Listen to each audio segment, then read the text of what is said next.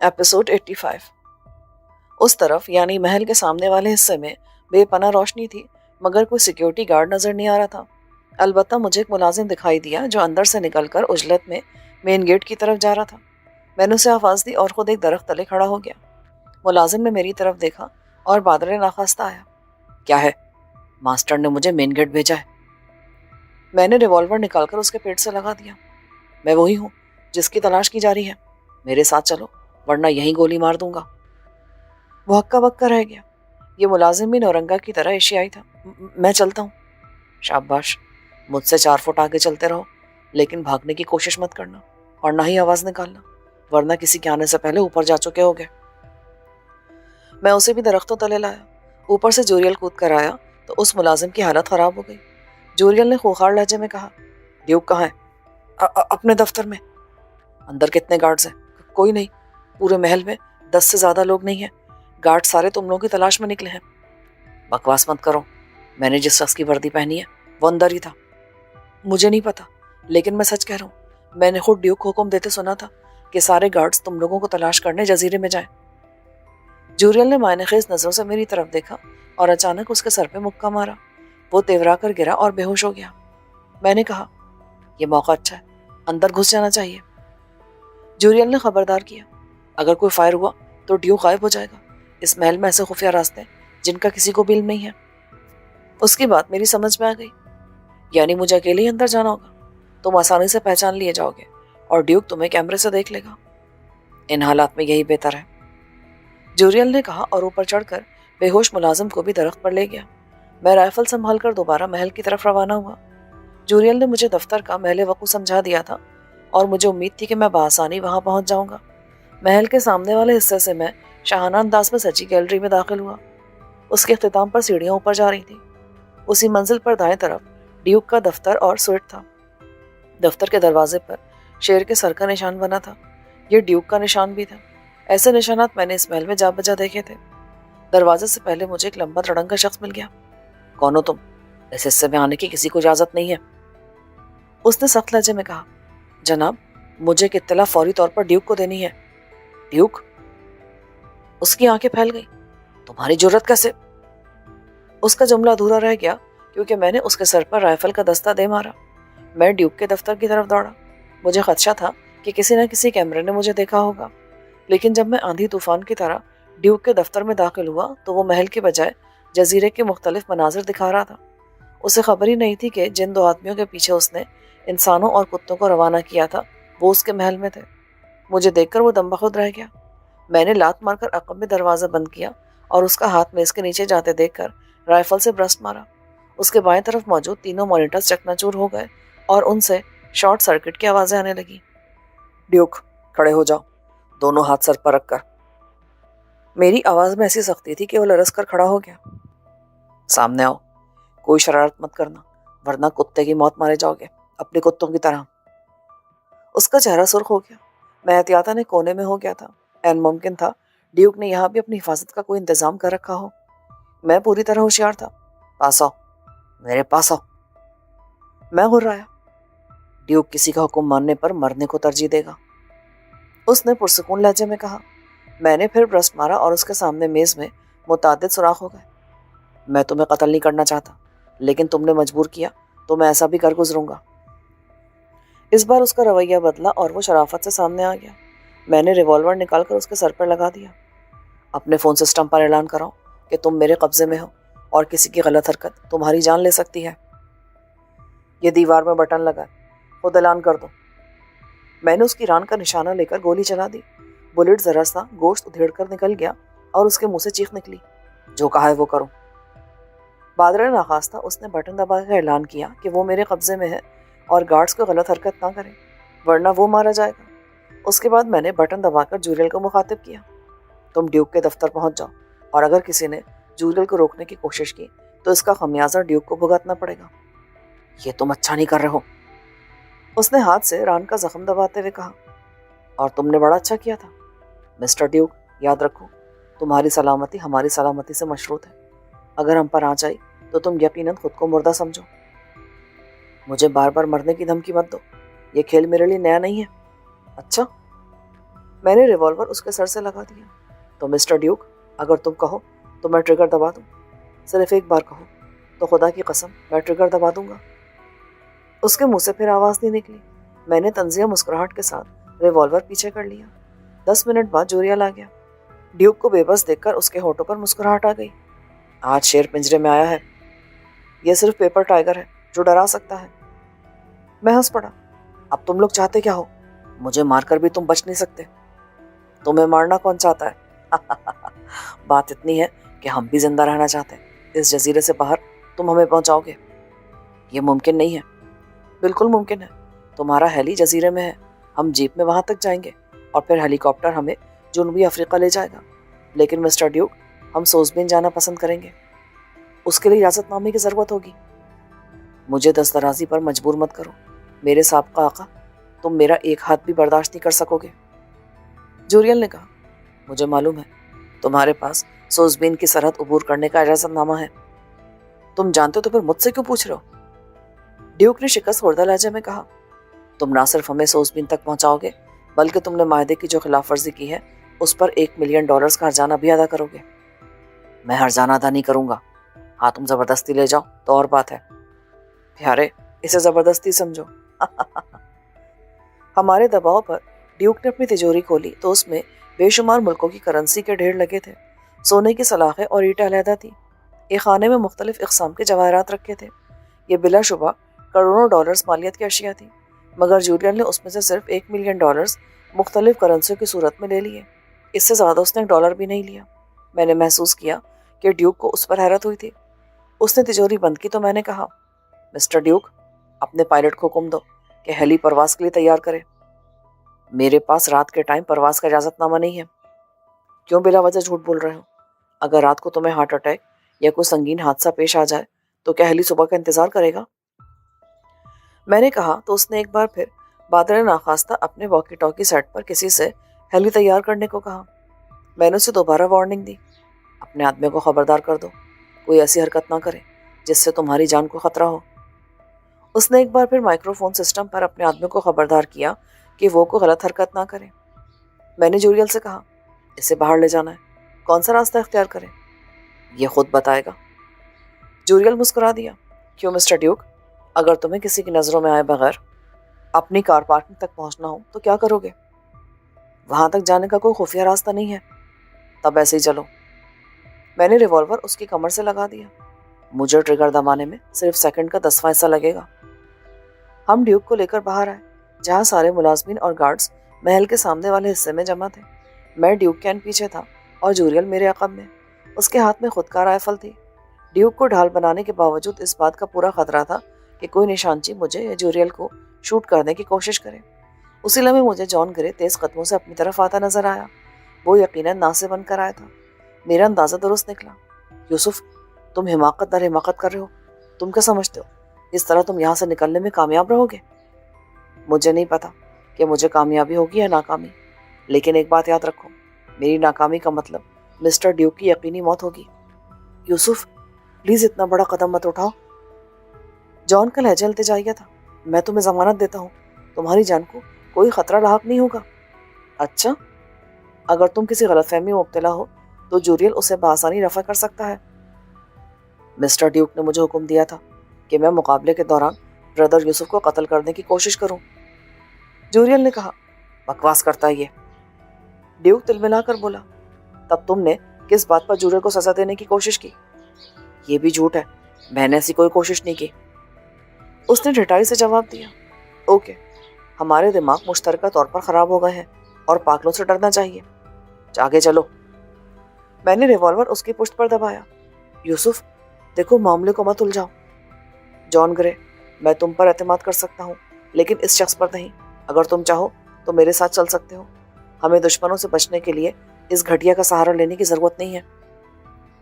جان گرے، duke کسی بھیڑیے کی طرح غرایا، میں اس بات کو کبھی نہیں بھولوں گا۔ تمہیں بھی اس کا حساب دینا پڑے گا۔ اس شخص کو تم ہی لائے تھے۔ میں کیوں دوں حساب؟ جب تمہیں معلوم ہے کہ شخص میرا ساتھی ہے تو تم نے اسے قتل کروانے کی کوشش کیوں کی؟ اس کا نتیجہ سامنے آ رہا ہے تو مجھے الزام دے رہے ہو، اور مجھے دھمکی دینے سے پہلے یہ سوچ لو کہ میں صرف عارضی طور پر پریشان ہوں۔ کل کو میری پوزیشن بحال ہوگی तो मैं भी तुम्हारी इस धमकी को याद रखूंगा। तुम लोग बातें मजाकरात करते रहना जब मिस्टर ड्यूक वापस आ जाए। मैंने जॉन को मशवरा दिया और ड्यूक को धकेलकर बाहर ले आया।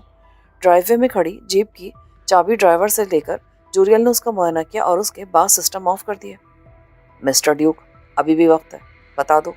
अगर इस जीप में कोई घपला है तो यकीन करो मैं तुम्हारी लाश गिरा दूंगा। इसमें एक सिस्टम और है, और अगर उसे ऑफ ना किया गया तो जीप में गैस भर जाती है। ड्यूक ने मजबूरी के आलम में बता दिया। मैं उस समय जीप के अकबी हिस्से में सवार हुआ। जूरियल ने उसकी निशानदेही पर गैस का सिस्टम भी ऑफ कर दिया। जूरियल ने ड्राइविंग संभाली। मैं पूरी तरह चौकस था, लेकिन कुछ नहीं हुआ। हम बआसानी बाहर निकल आए। तुम लोग अंदर कैसे आए? ड्यूक ने पूछा। बहुत आसानी से। हमारे पास सुलेमानी टोपी है, उसे पहनकर आदमी नजरों से गायब हो जाता है। हम बारी बारी उसको पहनकर अंदर आए। अब ये मत पूछना कि एक ही टोपी पहनकर हम अंदर कैसे आ गए। इस किस्म के फंक्शन में इस किस्म की गलतियां होती रहती हैं। ब्रदर, तुम एक गलती कर रहे हो, इसकी तलाशी तो ली ही नहीं। जूरियल बोला। वाकई ये ख्याल तो आया नहीं। मैंने एतराफ़ किया और उसकी सर से पांव तक तलाशी लेना शुरू कर दी। उसकी जेबों से मुख्तलिफ अशिया निकली, लेकिन अहम चीज़ों में एक अदद मोबाइल फ़ोन और एक अदद नन्हा सा पिस्तौल निकला था जो उसकी पिंडली से बंधे हुए होल्स्टर में था। जूरियल ने बरवक्त तवज्जो दिलाई थी, वरना ऐन मुमकिन था वो मौका पाकर हमें उस पिस्तौल से मार देता। पिस्तौल छिन जाने के बाद उसकी हालत बुरी होने लगी। मैंने सारी चीज़ें पिस्तौल समेत जीप से बाहर फेंक दी। ये बेहद मक्कार शख्स है, इस पर एक लम्हे के लिए भी भरोसा मत करना ब्रदर, वरना धोखा खाओगे। तुम फिक्र मत करो, ऐसे सांपों से मैं हमेशा होशियार रहता हूँ। जूरियल जानता था कि हेलीपैड कहाँ है, इसलिए वो बगैर हिचकिचाहट के उसकी तरफ जा रहा था। जजीरे पर रात पूरी तरह मुसल्लत हो चुकी थी। मैंने रिवॉल्वर ड्यूक के सर से लगा रखा था। मुश्किल से 5 मिनट बाद हम हेलीपैड पर थे। ये एक चट्टान के ऊपरी हिस्से पर था जो समंदर के किनारे थी। ना जाने ड्यूक ने महल से दूर उस जगह क्यों हेलीपैड बनवाया था, जबकि उसके महल में इतनी जगह थी कि वहाँ बासानी हेलीपैड बन सकता था। ऊपर एक हेलीकॉप्टर मौजूद था और उसके पास एक शख्स जंप सूट पहने खड़ा था। वो यकीनन पायलट था। हम सीढ़ियाँ चढ़कर ऊपर पहुँचे। उस लम्हे मुझे जजीरे के दो अतराफ से तेज़ रोशनियाँ हरकत करती नजर आईं और उनका रुख हेलीकॉप्टर की ही तरफ था। मैं चौंकिन्ना हो गया। ड्यूक, ये क्या है? ये रोशनियाँ कैसी हैं? जूरियल भी चौंक कर मुड़ा और लपक कर ड्यूक के पास आया। उसने राइफल बुलंद की, लेकिन मैंने रोक दिया। 1 मिनट, इतनी उजलत मत दिखाओ। वो लोग दूर हैं। जाकर पायलट से कहो हेली स्टार्ट करे, और अगर वो देर करे तो उसे शूट कर दो। ये सुनते ही पायलट लपक कर अपनी सीट पर जा बैठा और हेली का इंजन चला दिया। मैंने ड्यूक से दोबारा पूछा, ये कौन है? मैं नहीं जानता। वो उलझन सदा लहजे में बोला, तुमने खुद भी देखा है, जजीरे पर सिर्फ 2 गाड़ियां हैं, जिनमें से एक नीचे खड़ी है और दूसरी महल में है। ये तो 5-6 गाड़ियां हैं। बकवास बंद करो, बैठो इसमें, ये तुम्हारी चालाकी है। ड्यूक चुपचाप हेलीकॉप्टर में बैठ गया। उसके पंखे तेजी से गर्दिश कर रहे थे। जूरियल ने कुछ कहा, लेकिन इंजन के शोर में सुनाई नहीं दिया। दरवाज़ा बंद होते हेली तेजी से फिजा में बुलंद हुआ। मैंने बुलंदी से देखा। ये 5-6 गाड़ियां थी जो तेजी से हेलीकॉप्टर की तरफ आ रही थी। मैं भी उलझन में था कि जजीरे पर इतनी गाड़ियां कहाँ से आईं। मुमकिन है गाड़ियां एटमी प्लांट में हों। बहरहाल अब उनका आना बेसूद था, क्योंकि हेली खासी बुलंदी पर आ चुका था और उसे नीचे उतारना हमारे इख्तियार में था। मगर इस मौके पर वो हुआ जो मैंने या हेली में सवार किसी दूसरे शख्स के गुमान में भी नहीं था। हेली के इंस्ट्रूमेंट पैनल पर अचानक ही एक सुर्ख लाइट रोशन हो गई और तेज बीप गूंजने लगी। ये क्या हुआ है? ड्यूक ने चिल्लाकर कहा। पायलट बदहवास होने लगा। वो चिल्लाकर बोला, सर, हमारे कॉप्टर पर मिसाइल लॉक किया जा रहा है। क्या? हम सब बैक वक्त बोल उठे। उसी लम्हे जमीन की तरफ से एक शोला चमका था। मिसाइल! पायलट के मुंह से चीख निकली और उसने दीवानावार हेली को समंदर की तरफ घुमाया। लगता है तुम्हारे आदमियों को अब तुम्हारी भी परवाह नहीं रही। मैंने ड्यूक को झंझोड़ दिया। उसके मुंह से मारे खौफ की आवाज ही नहीं निकल रही थी। जूरियल खिड़की से बाहर मिसाइल को देखने की कोशिश कर रहा था। पायलट पागलों की तरह हेली को दाएं बाएं चक्कर दे रहा था, मगर मिसाइल अटल मौत की तरह झपट रहा था। उस बेकरार आसमान में उससे बचाव की कोई राह नहीं थी। मुझे एक शोला सा याद है जो पास आ गया था। उसके बाद एक आसाब शिकन धमाका हुआ और एहसास की हर हिस्स फना हो गई। मुझे लग रहा था जैसे मैं माला बनकर किसी जगह फैल गया हूँ। दर्द ऐसा था कि हर रेशा दर्द कर रहा था, और यही दर्द मुझे बता रहा था कि मैं जिंदा हूँ, वरना मरने के बाद तकलीफ का क्या सवाल। लेकिन चारों तरफ तारीकी थी, जिसमें कभी कभी रोशनी की हल्की सी झलक उभरती थी। आवाज़ें समाज से टकराती, لیکن جلد تاریکی ان پہ حاوی ہو جاتی۔ نہ جانے کب تک یہ تاریکی میرا مقدر بنی رہی۔ پھر ایک بار آنکھ کھلی تو میں نے خود کو سفید دیواروں والے کمرے میں پایا۔ میرے تلے نرم بستر تھا اور اس پر میرا جسم۔ میں نے اسے حرکت دینے کی کوشش کی تو میرا ہاتھ اٹھا اور پھر گر گیا۔ میں نے بے پناہ نقاہت محسوس کی۔ آنکھیں کھلی رکھنے میں بھی تھکن محسوس ہو رہی تھی۔ میں دیر تک ہانپتا رہا، گہری سانسیں لیتا رہا، حتیٰ کہ اتنی ہمت محسوس کی کہ سر اٹھا کر اپنا جائزہ لے سکوں۔ اپنے جسم کو صحیح سالم اور پٹیوں سے آزاد پا کر میں نے سکون کا سانس لیا۔ مجھے یاد تھا کہ میں ہیلی میں تھا۔ جوریل، ڈیوک اور پائلٹ بھی تھے۔ ایک میزائل نے ہیلی کو ہٹ کیا تھا، ایک دھماکہ ہوا تھا، اور اس کے بعد مجھے یاد نہیں کہ کیا ہوا تھا۔ میں شاید بے ہوش ہو چکا تھا، شاید کیا، یقیناً۔ اور اگر موت آتی تو میں بھلا اس کمرے میں کیسے جاگتا؟ دروازہ کھلا اور ایک نرم چہرے نے اندر جھانکا۔ مجھے ہوش میں دیکھ کر اس کی آنکھیں کھل گئیں۔ وہ جھپٹ کر اندر آیا۔ مائی گاڈ، تمہیں کب ہوش آیا؟ شاید چند منٹ ہوئے۔ یہ بتاؤ کہ میں کہاں ہوں؟ میں نے آہستہ سے کہا۔ تم اسپتال میں ہو۔ یہ اسپتال کہاں ہے اور مجھے یہاں کون لایا تھا؟ یہ جواب میں نہیں دے سکتا۔ میں صرف ایک ڈاکٹر ہوں، مجھے تمہاری فزیکل کنڈیشن کا علم ہے۔ اوکے، مجھے بتاؤ کہ میری حالت کیا ہے، میں بچ کیسے گیا؟ یہ بات تو میرے لیے بھی ایک معمہ ہے۔ جب تمہیں اسپتال لایا گیا تو تمہاری حالت بہت ہی زیادہ خراب تھی۔ بظاہر تم ٹھیک تھے، نہ تو کوئی فریکچر ہوا تھا اور نہ ہی کوئی خطرناک زخم، لیکن شدید ترین دھچکے نے تمہارے ٹشوز کو زخمی کر دیا تھا اور تم کوما میں تھے۔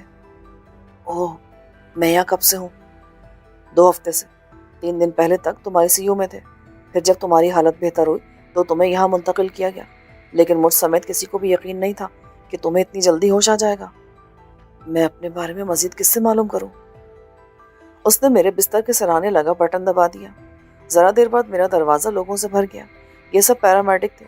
مشینیں لائی گئیں جو میرے جسم سے منسلک کی جانے لگی، مختلف انجیکشن لگنے لگے، ڈرپ لگائی گئی اور شاید اس میں کوئی نیند کی دوا بھی شامل تھی۔ میری آنکھیں خود بخود بند ہوتی چلی گئیں اور میں سو گیا۔ اگلی بار میں جاگا تو درد کا نام و نشان نہیں تھا۔ میرے بازو سے ڈرپ لگی تھی اور قطرہ قطرہ غذا میرے خون میں شامل ہو رہی تھی۔ میں شاید 24 گھنٹے سوتا رہا تھا۔ میں نے اٹھنے کی کوشش کی اور بآسانی اٹھ گیا۔ نہ تو سر چکرایا اور نہ ہی کمزوری محسوس ہوئی۔ میں نے نہ جانے کب سے ٹھوس غذائیں نہیں کھائی تھیں، لیکن مجھے بھوک نہیں لگ رہی تھی۔ اس کا مطلب تھا کہ مجھے باقاعدگی سے خون میں غذا دی جاتی رہی تھی۔ میں نے سرانے لگا بٹن دبا دیا۔ 1 منٹ بعد وہی نرم چہرے والا نوجوان ڈاکٹر میرے سامنے تھا۔ اس نے میری نبض چیک کی۔ اب کیسا محسوس کر رہے ہو؟ فائن۔ میں نے پچھلی بار تم سے کچھ سوال کیے تھے۔ اس کا جواب وہی دے گا جو تمہیں یہاں لایا تھا، اور میں اس کے بارے میں نہیں جانتا۔ اچھا، تو یہ بتا دو کہ میں کس ملک میں ہوں؟ کوئی ملک نہیں ہے، یہ ایک جزیرہ ہے۔ میں گہری سانس لے کر رہ گیا۔ سنو، جان گرے کو پیغام بھیجو، میں اس سے ملنا چاہتا ہوں۔ میں کسی جان گرے کو نہیں جانتا۔ میں کھڑا ہو گیا۔ یہاں تمہارا انچارج کون ہے؟ چلو اس سے معلوم کریں۔ فی الحال تو تم اس کمرے سے باہر نہیں جا سکتے، ابھی تمہاری صحت کے بارے میں حتمی رپورٹ آنی ہے۔ رپورٹ کا بہانہ کیوں کرتے ہو؟ صاف صاف کیوں نہیں کہتے تھے کہ میں یہاں قیدی ہوں؟ تم جذباتی ہو رہے ہو دوست، ابھی تم آرام کرو۔ تم پر گزرنے والا حادثہ بہت بڑا تھا اور تمہیں آرام کی اشد ضرورت ہے۔ ٹشوز کے زخم آسانی سے نہیں بھرتے۔ لیکن اب مجھے درد نہیں ہو رہا۔ تمہیں ایسی دوائیاں دی جا رہی ہیں جن کی وجہ سے درد محسوس نہیں ہوتا۔ اگر ان دواؤں کا اثر زائل ہو گیا تو تم یقیناً تکلیف محسوس کرو گے۔ میں بستر پر بیٹھ گیا۔ میں نے نہ جانے کب سے کھانا نہیں کھایا، پانی نہیں پیا، لیکن نہ تو مجھے بھوک لگ رہی ہے اور نہ ہی پیاس۔ بے ہوشی کے دوران ڈرپ کے ذریعے غذا تمہارے جسم تک پہنچائی جاتی رہی ہے، اسی طرح پانی بھی دیا جاتا رہا تھا، اور تمہاری فزیو تھراپی بھی کی جاتی رہی تاکہ ہوش میں آنے کے بعد تمہیں اپنے جسم کو حرکت دینے میں دشواری نہ ہو۔ شکریہ، برائے کرم تم اپنے انچارج کو میرا پیغام پہنچا دو۔ اوکے، میں دیکھتا ہوں۔ وہ کمرے سے چلا گیا۔ ہاتھ پر لگی ڈرپ کی وجہ سے میں آزادی سے حرکت نہیں کر سکتا تھا۔ میں نے اسٹینڈ سے ڈرپ کی تھیلی اتاری اور دروازہ کھولنے کی کوشش کی، لیکن حسب توقع وہ باہر سے بند تھا۔ میں نے کمرے میں نظر آنے والا دوسرا دروازہ کھولا۔ یہ باتھ روم تھا۔ میں نے اندر جا کر واش بیسن کے اوپر لگے آئینے میں خود کو دیکھا۔ میرے چہرے سے گھنی ہو جانے والی داڑھی صاف کر دی گئی تھی، شاید گزشتہ نیند کے دوران ہی شیو بنائی گئی تھی، کیونکہ رخسار بالکل صاف ہو رہے تھے۔ سر کے بال بھی مختصر کر دیے گئے تھے۔ میں نے منہ دھویا اور واپس آ گیا۔ ہیلی کریش ہونے کے بعد مجھے اس سے کس طرح نکالا گیا تھا और फिर किस तरह यहाँ तक लाया गया था? हेली पर मिसाइल फायर करने वाले कौन थे और मेरे हमराहियों में से कौन कौन बचा था? मैं नहीं जानता था। इन सवालों का जवाब मुझे वक्त ही दे सकता था। तब तक मुझे सब्र करना था। शायद 1 घंटे के बाद एक नर्स अंदर आई। उसने ट्रे उठा रखी थी। प्लीज आप लेट जाएं, मैं खाना खिलाऊंगी। मैं खुद खा सकता हूँ। ओके, जैसे आपकी मर्जी। उसने ट्रे मेरे सामने रख दी। एक प्याले में गर्म सूप था, उसके साथ ही 2 पीस स्लाइस के थे। ये ऊँट के मुंह में जीरे वाली बात थी, लेकिन 2 हफ्ते से खाना पेट में नहीं गया था, इसलिए आगाज हल्की ग़िज़ा से करना था। मैंने सूप पिया और स्लाइस खा लिए। नर्स, जिसका ताल्लुक यूरोप के किसी मुल्क से था, इस दौरान में खामोशी से कुर्सी पर बैठी रही। जब मैंने खाना ख़त्म किया तो उसने मुझे 3 अदद गोलियां पेश की और वॉशरूम से पानी ला कर दिया। मैंने गोलियां पानी से ले ली। अगरचे मुझे शुबा था कि उनमें कोई नींद की दवा भी थी, लेकिन खाना मजबूरी थी। हस्ब तवक्को चंद मिनट में मुझे नींद आने लगी और मैं सो गया। आँख खुली तो पास कुर्सी पर जॉन को बैठा देखकर मुझे कतई हैरत नहीं हुई। मुझे पहले महसूस हो रहा था कि जल्द के बदेर जॉन ग्रे से मेरा सामना होगा। वो मुझे देखकर मुस्कुरा दिया। कैसे हो? वो मेरे ऊपर झुकते हुए बोला। फिर बच गया हूँ, सख्त ढीठ हूँ। उसने मेरा शाना थपका। ये मुआवजा है। जब तुम्हें यहाँ लाया गया तो तुम्हारी हालत बहुत खराब थी, इसलिए तुम फिक्र में पड़ गए होगे। खैर छोड़ो, ये बताओ कि हुआ क्या था? ऑर्गेनाइजेशन वाले जजीरे पर चढ़ दौड़े थे। मुझे पता ही नहीं था कि कमीना ड्यूक उनसे मेरे लिए सौदेबाजी कर रहा था, और इस दौरान में ऑर्गेनाइजेशन ने रेड कर दिया। तो वो ऑर्गेनाइजेशन वाले थे, तभी ड्यूक परेशान हो रहा था। वो समझ रहे थे कि ड्यूक फरार हो रहा है, और मुझे उस वक्त पता चला जब मिसाइल फायर कर दिया गया था। मिसाइल ने हेली को हिट कर दिया था। खुशकिस्मती से पायलट ने उसे साहिल के करीब कर लिया था, इसलिए हेली अथले पानी में क्रैश हुआ, वरना सब डूब जाते। क्या बाकी सब भी बच गए? ड्यूक और जूरियल बच गए हैं, अलबत्ता पायलट मारा गया। तुम्हारी जान बचाने में जूरियल का हाथ था। वो खुद जख्मी हुआ था, लेकिन उसने किसी न किसी तरह तुम्हें हेली से निकाल लिया था और साहिल पर ले आया। जूरियल अब कैसा है? बेहतर है। उसके चेहरे की हड्डी कई जगह से फ्रैक्चर हो गई थी। अगर तुम चाहो तो उससे मिल सकते हो। तुम्हारे कमरे के बराबर वाले कमरे में है वो। क्यों नहीं? मैं इस्तराब से उठ बैठा। जॉन मुझे जूरियल के पास ले गया, मगर वो सो रहा था। उसका चेहरा पट्टियों से लिपटा था। वो जूरियल ही था। उसके सीने पर टेढ़े से शेर का सर बना था। मैं वापस आ गया। फिक्र मत करो, मैं अस्पताल वालों से कह दूंगा। जैसे ही वो जागेगा तुम्हें उससे मिलवा दिया जाएगा। ये लोग मुझे कमरे से निकलने की इजाज़त नहीं दे रहे। यूसुफ, सूरत हाल को समझो। इस वक्त तुम बराह रास्त एग्जेक्टिव काउंसिल की तहवील में हो। मैं तुम्हें पहले जैसी आज़ादी नहीं दिला सकता। अलबत्ता मैं कोशिश कर रहा हूँ कि तुम लोगों पर जल्द से जल्द पैरा उठा लिया जाए। तो गोया मैं उसी मनहूस जजीरे पर हूँ? हाँ। जॉन ने सर हिला दिया, फिर इशारों से मुझे मना किया कि मैं जुबान से कोई गलत बात ना निकालूं। वो मुंह से बोला, वो पुरानी गलत फहमियाँ थी। अब जबकि तुम हमसे मुत्तफिक हो तो देखना ये जजीरा तुम्हारे लिए जन्नत बन जाएगा। मैंने तुम्हारे कहने पर अपना दिल साफ कर लिया है, लेकिन इस बात की क्या जमानत है कि कोई मुझे पहले की तरह मरवाने की साजिश नहीं करेगा। इलेक्ट्रिक से मुकाबले से पहले मुझे जहर इंजेक्ट किया गया था। ये तो मेरी खुशकिस्मती थी कि इलेक्ट्रिक की ज़रब ने उस जगह से गोश्त फाड़ दिया और जहर खारिज हो गया था। उसके तमाम जिम्मेदारों को फारिग कर दिया गया है। उस जेल के इंचार्ज और उसके साथी को भी सज़ा मिली है।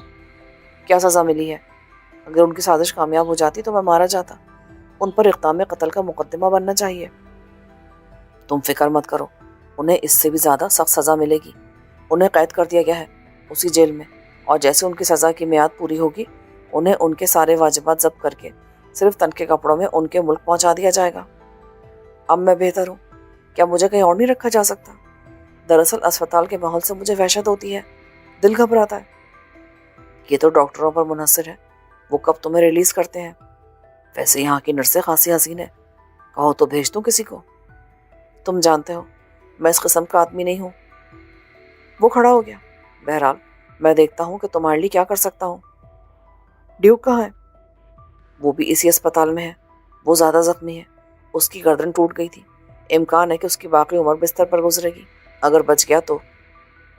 मुझे खुशी हुई। खुद को फिरौन समझने वाले उस शख्स को कुदरत ने मिसाली सज़ा दी थी। जॉन, बराह करम डॉक्टर्स को मना कर दो, अब मुझे नींद की दवा ना दे।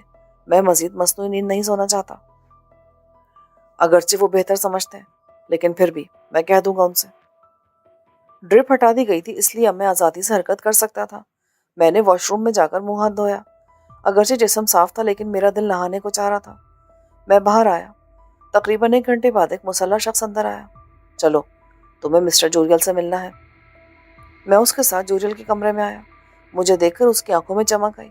پٹیوں کی وجہ سے وہ بولنے سے قاصر تھا، لیکن اس کے اندرونی گرم جوشی اس کے ہاتھ کے لمس سے مجھ تک آ رہی تھی۔ میں نے جھک کر کہا، جوریل برادر، بہت بہت شکریہ۔ اس نے نفی میں سر ہلایا اور اپنے سینے پر ہاتھ مارا۔ میں نے سر ہلایا۔ میں نے بھی اپنا فرض ادا کیا تھا۔ تم جلدی ٹھیک ہو جاؤ گے۔ وہ بول نہیں سکتا تھا، اس لیے میں کچھ دیر بعد واپس آ گیا۔ میں 2 دن اور اسپتال میں رہا۔ تیسرے دن سویرے سے میرے مختلف اقسام کے ٹیسٹ شروع ہو گئے۔ دوپہر تک مجھے ریلیز کر دیا گیا۔ اسپتال سے مسلح نگراں مجھے ایک عمارت میں لائے اور ایک کمرے میں بند کر دیا، گویا اب میں باضابطہ حراست میں تھا۔ یہاں بھی میں کوئی 3 دن رہا۔ پھر مجھے ایک نام نہاد عدالت کے سامنے پیش کیا گیا، جہاں 3 افراد نے مجھ سے سوال کیے۔ میں نے حتی الامکان اپنے ہاتھ پیر بچا کر ان کے جواب دیے۔ مجھ پر سب سے سنگین الزام کرنل بوگارٹ کے اغوا اور اسے اندھا کرنے کا تھا۔ میں نے اسے تسلیم کرنے سے انکار کر دیا اور بوگارٹ والے معاملے سے لاتعلقی ظاہر کی۔ میں نے اس کا سارا ملبہ کینی مین پر ڈال دیا۔ میں اس کی تحویل میں تھا اور بوگارٹ کے ساتھ جو کچھ بھی ہوا اس نے کیا۔ ہمارے پاس تمہارے خلاف کچھ شہادتیں ہیں۔ اگر تم اقرار جرم کر لو تو تمہارے معاملے پر ہمدردی سے غور کیا جا سکتا ہے۔ ایک شخص نے مجھے دھمکایا، اگر میرے ساتھ انصاف نہیں ہو سکتا تو مجھے کسی کی ہمدردی کی ضرورت نہیں ہے۔ نوجوان، زیادہ بڑ بولاپن مت دکھاؤ۔ افریقہ میں تمہاری خدمات کی وجہ سے تمہاری سابقہ غلطیاں معاف کر دی گئی ہیں، لیکن زبان درازی پر تمہیں سزا مل سکتی ہے۔ میں چپ رہا۔ نہ جانے افریقہ میں ان کے لیے میری کون سی خدمات تھی۔ کم سے کم میں نے اس معاملے میں کوئی سرگرمی نہیں دکھائی تھی۔ شاید جان نے بڑھا چڑھا کر کوئی کارنامہ بیان کیا تھا۔ میں نے چند مواقع پر اس کی جان ضرور بچائی تھی۔ بہرحال 2-3 گھنٹے میرا دماغ کھانے کے بعد انہوں نے مجھے آبزرویشن پر رہائی دے دی تھی، اس وارننگ کے ساتھ کہ اگر میں نے کوئی غلط حرکت کی تو پھر سابقہ کھاتے کھل جائیں گے۔ عدالت کے باہر جان میرا منتظر تھا۔ کئی ہفتے بعد میں کھلی فضا میں نکلا تھا۔ میں نے جان سے کہا، اب مجھے آزادی مل گئی ہے تو تم میرے سر پر مسلط نہ ہو۔ مجھے ذرا سی آزادی انجوائے کرنے دو۔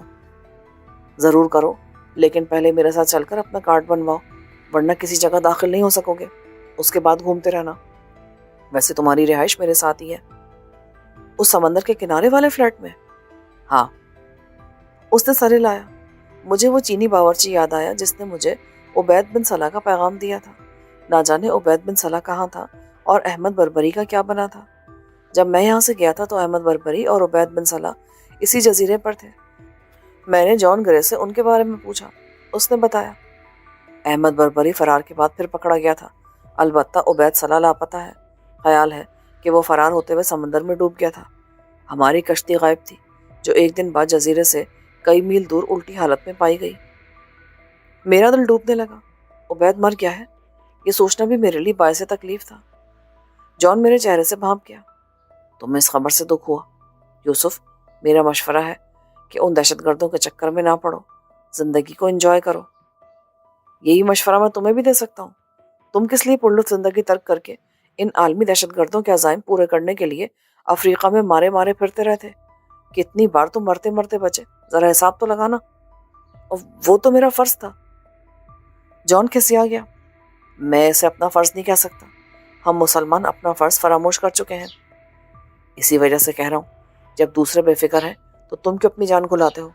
اسرائیل کو دن رات گالیاں دینے والے عرب ان کے قہبہ خانوں میں جا کر عیاشی کرتے ہیں، یہودیوں کے بینکوں میں اپنا پیسہ رکھواتے ہیں۔ 9/11 کا واقعہ ہو تو کھل کر مدد دیتے ہیں، اور کسی مسلم ملک پر آفت آ جائے تو اسے صرف صدقہ خیرات کر دیتے ہیں۔